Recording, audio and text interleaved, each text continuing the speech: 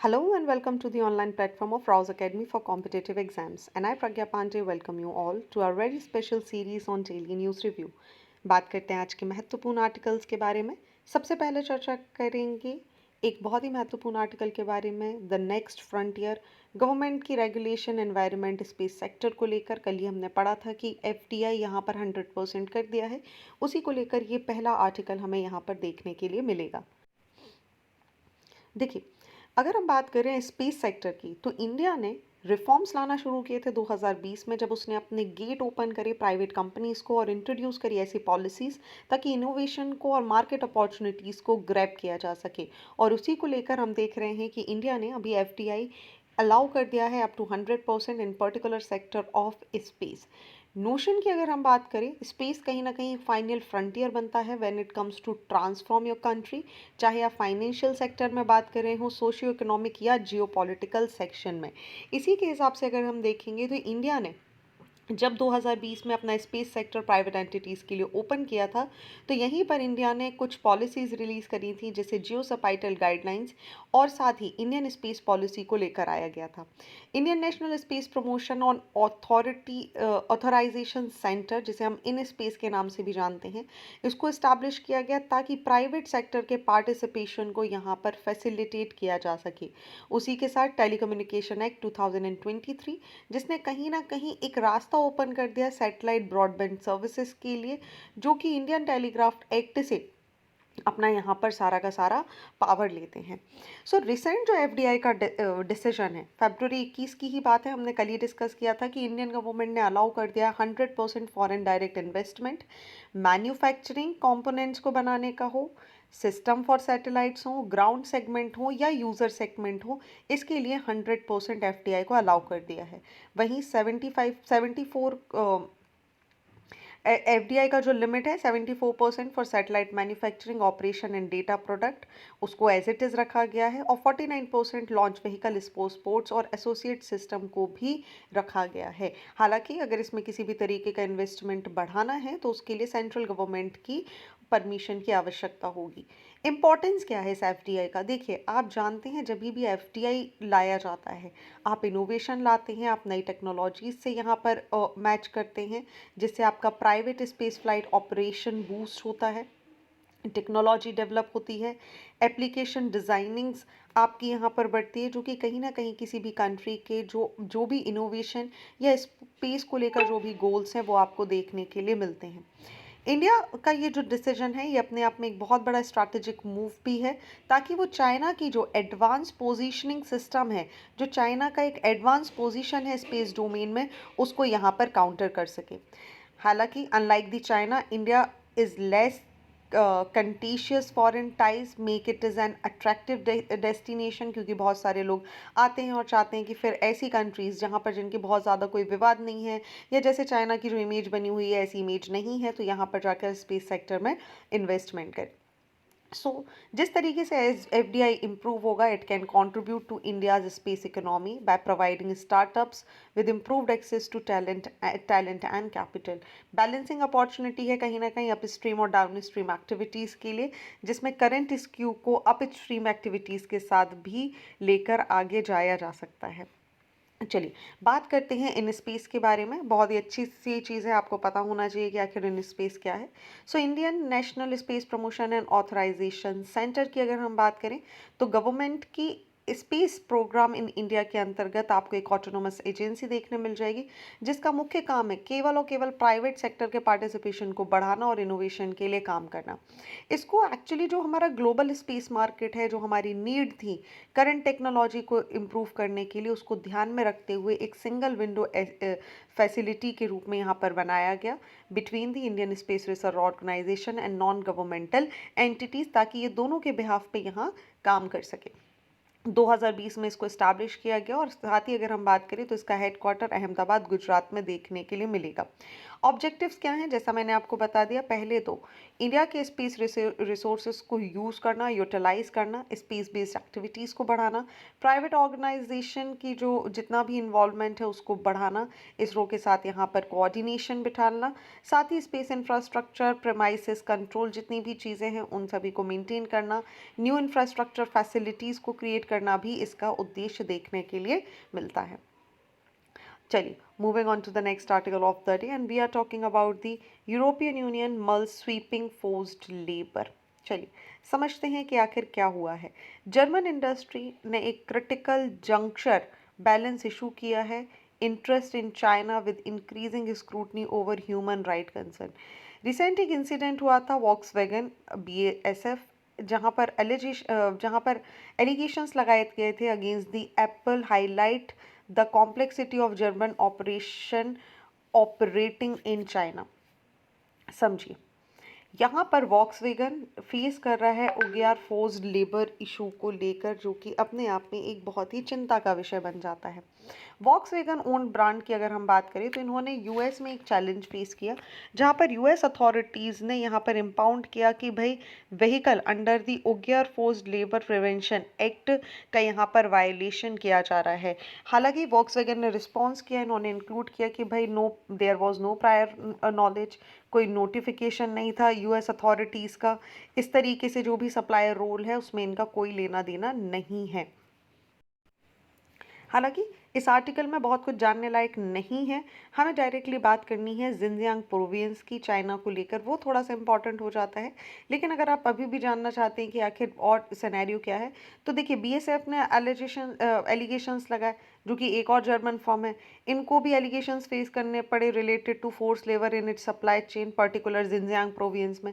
Company ने dismiss किए evidence, इन्होंने बोला कि देखिए ये मिसअलाइनमेंट है।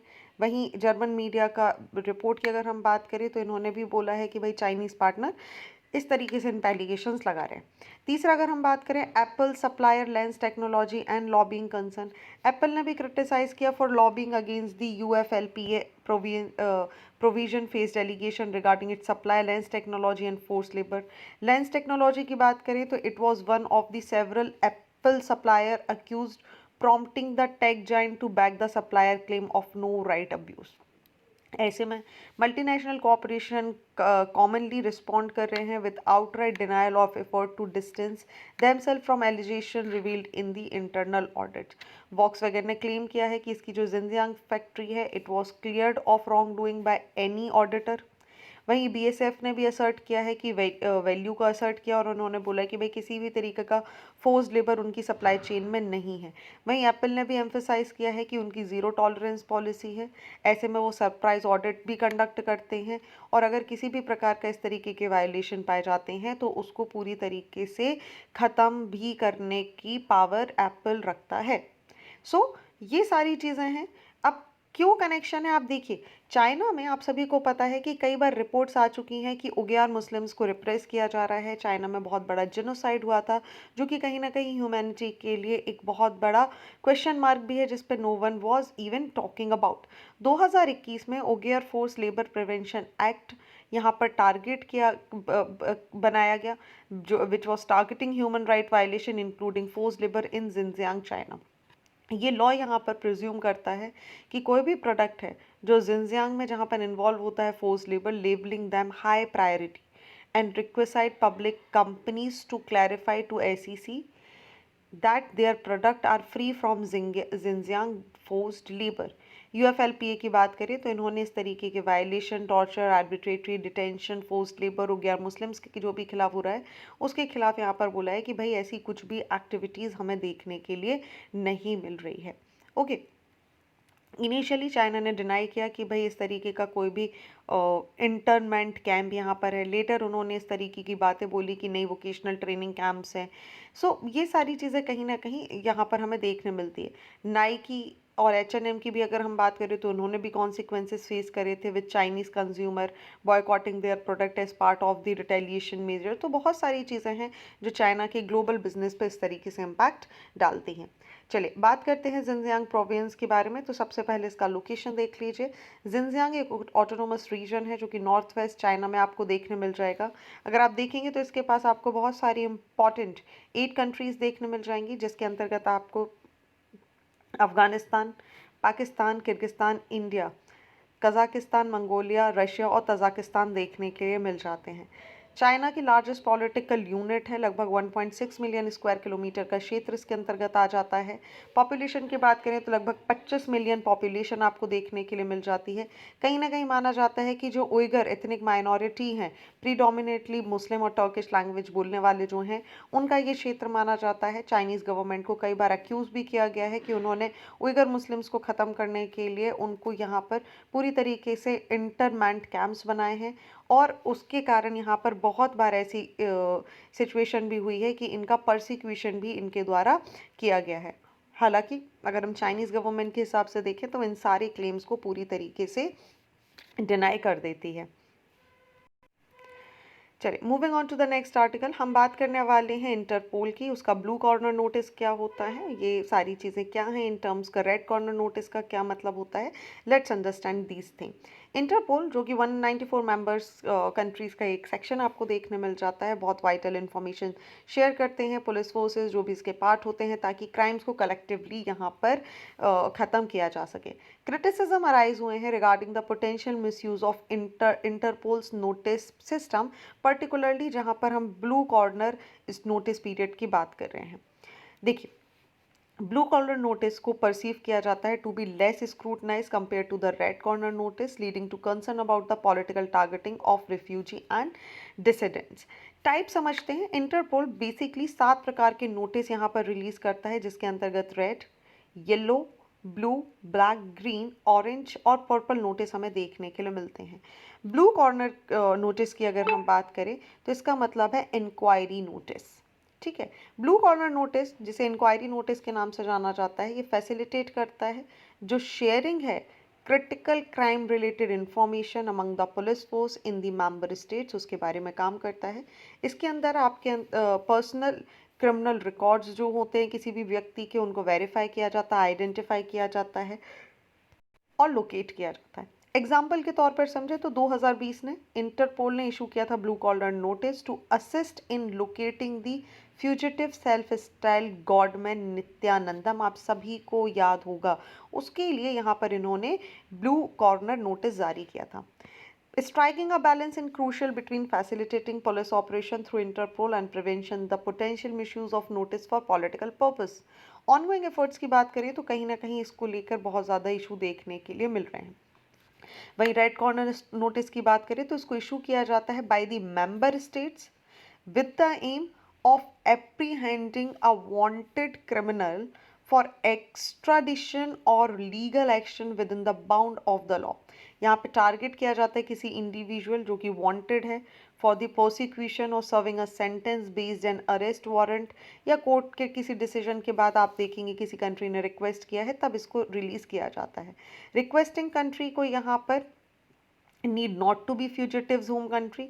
इंटरपोल एक्ट करती है ऐसी रिक्वेस्ट पर from nations where the alleged crime occurred.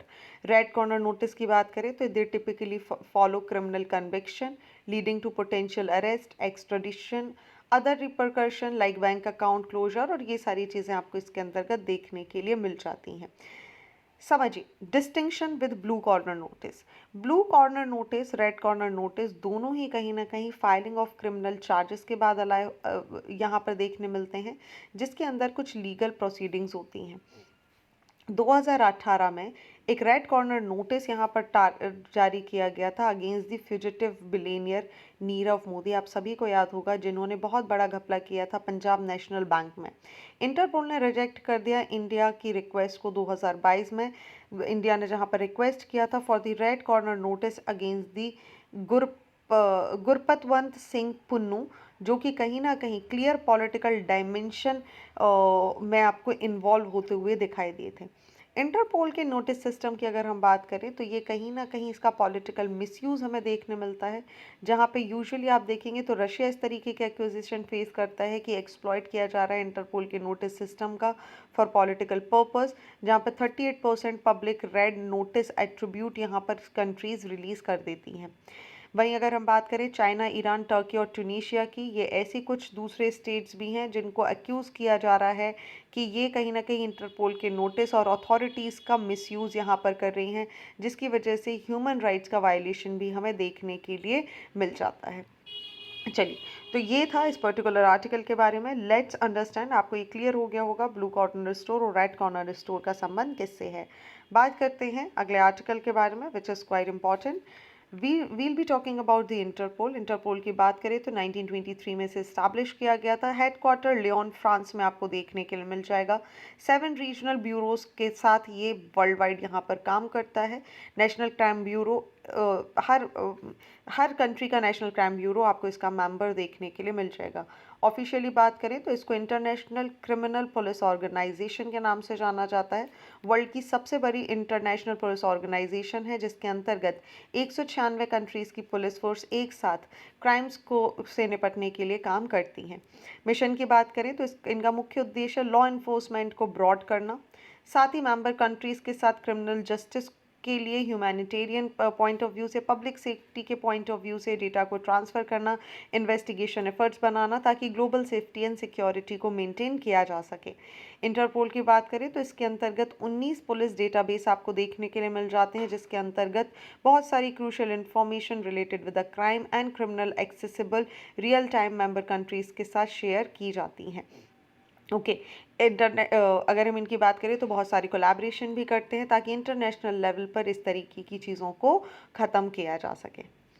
चलिए, moving on to the next article of the day, हम बात कर रहे हैं world's race to eradicate guinea worm disease near the finish line.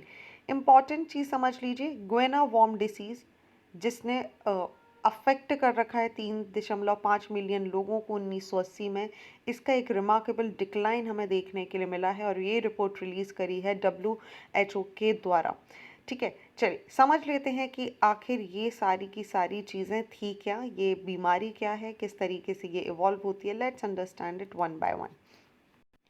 गुएना worm disease की बात करें तो इसको ड्रैक्यूलियासिस के नाम से भी जाना जाता है। एक पैरासिटिक इन्फेक्शन है जो कि कहीं ना कहीं नीमेटोड, जो कि राउंड वॉर्म होता है ड्रैकुलस मेडिनीसियस का, इसकी वजह से हमें देखने के लिए मिलता है। आई वुड लाइक कि आप पहले इस इमेज को यहाँ पर बहुत ध्यान से देखें। These are the phases, first phase, second phase, third, fourth, fifth, इस तरीके से यहाँ पर देखने के लिए मिलता है।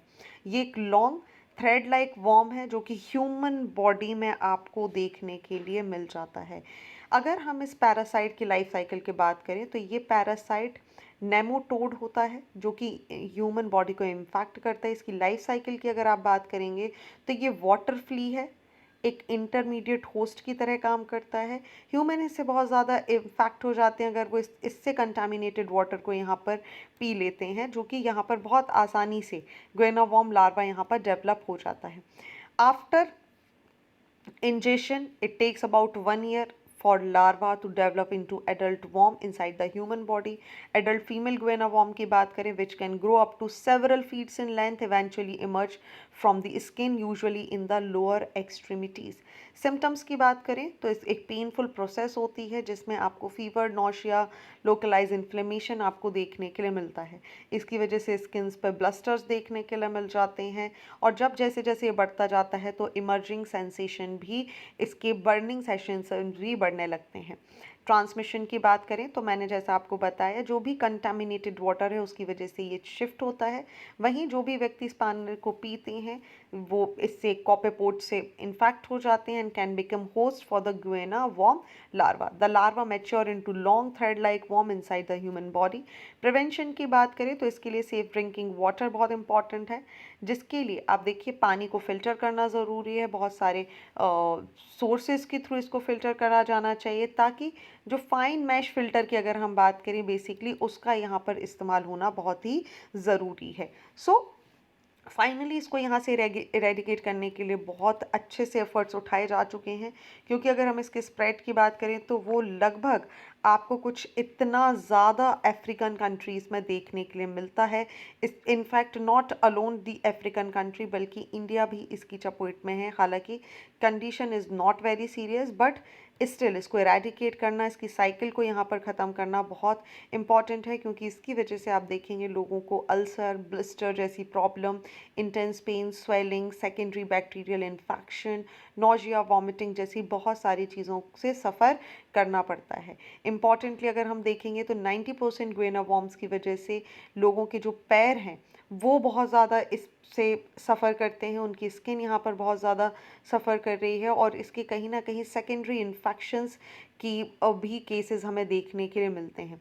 स्ट्राइकिंग बोथ सेक्सेस, चाहे हम फीमेल्स की बात करें या मेल्स की बात करें, guinea worm disease symbolize a broader battle against poverty related illness, जिसमें जो लोग बेचारे गरीब हैं, जो बहुत अच्छी चीज़ें साफ़ सफाई अफोर्ड नहीं कर पाते, वो इससे बहुत ही ज़्यादा सफ़र करते हैं। चलिए, तो ये थे आज के महत्वपूर्ण आर्टिकल। आई होप आपको सारी चीज़ें क्लियर हो चुकी होंगी। बात करते हैं मेंस के क्वेश्चन ऑफ द डे के बारे में। So here are 2 very important question in front of your screen. So what all you have to do, just write the answer, click the photograph and upload it on the given link below. साथ ही अगर आपको DNR से संबंधित किसी भी प्रकार का कोई डाउट है, कोई समस्या है, आप कोई जानकारी लेना चाहते हैं, तो आप मुझे pragyapande@rausacademy.in पर डायरेक्टली मेल भी कर सकते हैं।